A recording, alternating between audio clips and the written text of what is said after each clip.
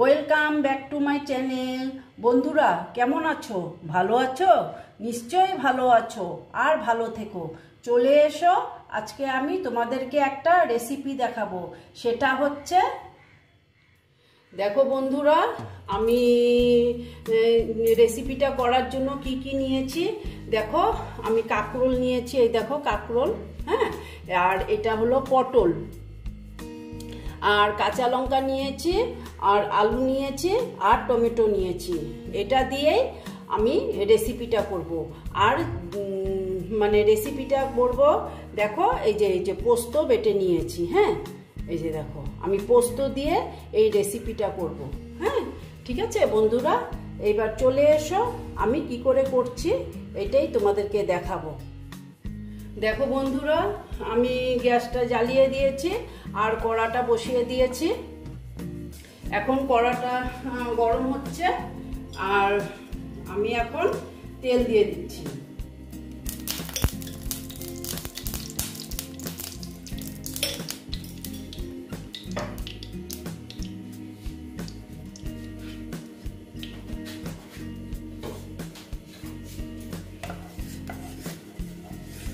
দেখো তেল দিয়ে দিলাম। এইবার আমি দিয়ে দিচ্ছি কালো জিরে,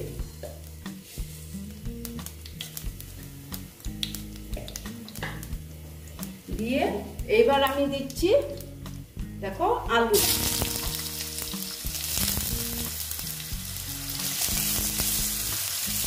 আলুটা দিয়ে এই যে আলুটা আমি এখন ভেজে নিচ্ছি।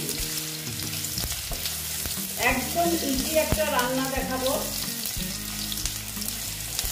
এখন গরমের সব সবজি চলে যাচ্ছে আমার, সেই জন্য আমি ভাবলাম একটু তোমাদেরকে পটলের একটা রেসিপি দেখিয়ে দিই, কাঁকরোলের একটা রেসিপি দেখিয়ে দিই।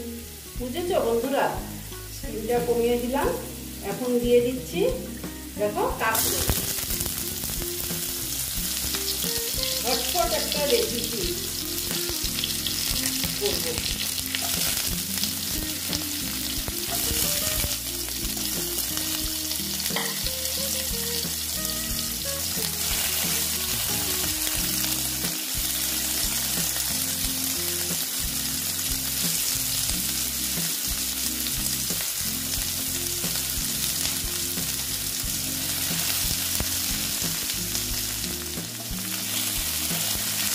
এখন আমি দিয়ে দেব পটলগুলো।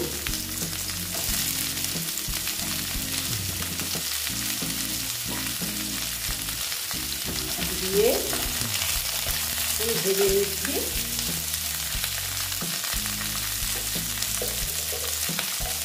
দেখো বন্ধুরা, আমি একটু হলুদ দিয়ে দিলাম।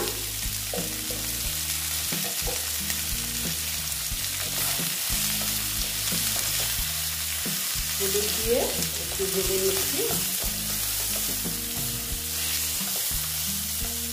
চিনিটা কমিয়ে দিলাম, আস্তে আস্তে ভাজা হোক।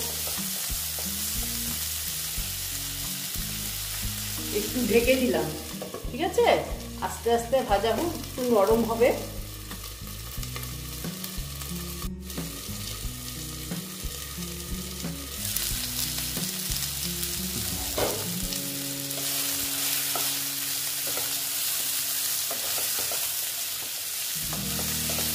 এখন আমি দিয়ে দেবো এখানে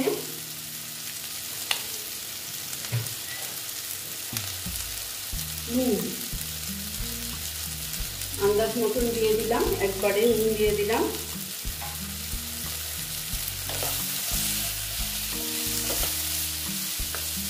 তারপরে দিয়ে দিচ্ছি এখানে টমেটো। দেখো আমার ভাজাটা প্রায় সুন্দর হয়ে গেছে, আলুগুলো ভাজা হয়ে গেছে, কাঁকরোল ভাজা হয়ে গেছে, পটলও ভাজা হয়ে গেছে। ঝটপট আর কি একটা রেসিপি তোমাদের কাছে আমি শেয়ার করছি। এটাতে না পেঁয়াজও অ্যাড করতে পারো, পেঁয়াজ দিয়ে তারপর করতে পারো। আমি আর কি পেঁয়াজ দিচ্ছি না, আমি আর কি নিরামিষ এই রেসিপিটা তোমাদের সাথে শেয়ার করছি। তারপর দেখো, এই যে পোস্তটা বেটে রেখেছিলাম, যে পোস্তটা আমি দিয়ে দিলাম।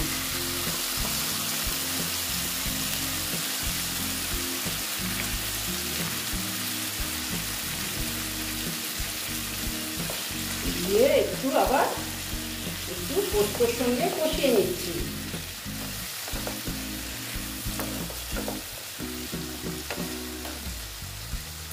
একটু বাটিটা ধুয়ে জলটা দিয়ে দিচ্ছি।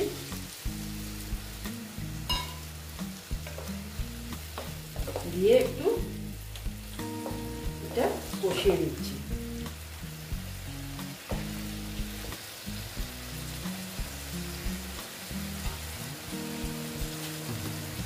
দেখো বন্ধুরা, এখন একটু ঢেকে দিতে পারি।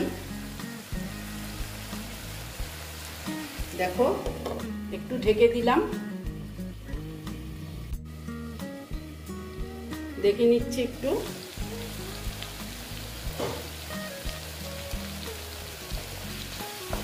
দেখো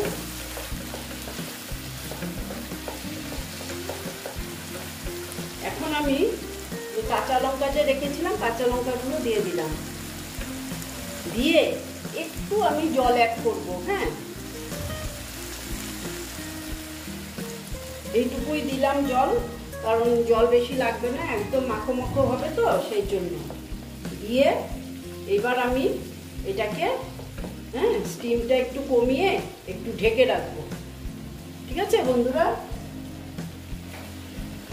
দেখো একটু ঢেকে রেখে দিলাম। ঠিক আছে,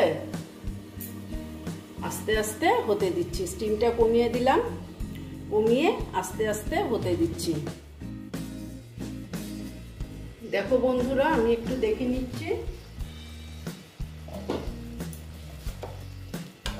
দেখো মোটামুটি এটা হয়ে গেছে। আর একটু আমি জলটা শুকিয়ে নেব।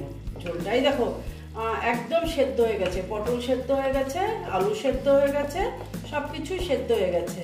এবার আমি ঝোলটা একটু শুকিয়ে নেব। ঠিক আছে বন্ধুরা, দেখো আমি এখন একটু মিষ্টি দিয়ে দিলাম, কারণ নিরামিষ সবজি তো একটু মিষ্টি দিলে ভালো লাগে। তবে আমি কম করেই দিয়েছি, কারণ পোস্ততে বেশি মিষ্টি দিলেও ভালো লাগে না। হ্যাঁ, সেই জন্য আমি মিষ্টিটা কম দিয়েছি। আর মোটামুটি আমার এটা হয়েই গেছে।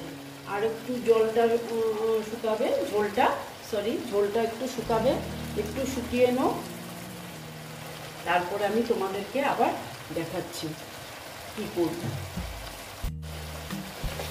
দেখো বন্ধুরা, এই রকমই থাকবে, এর থেকে আরও শুকাবো না, কারণ সবজি দিয়ে টেনে নিবে, আলু আছে তো টেনে নিবে, এরকমই থাকবে। আর এই যে আমার এটা কমপ্লিট হয়ে গেল। এখন আমি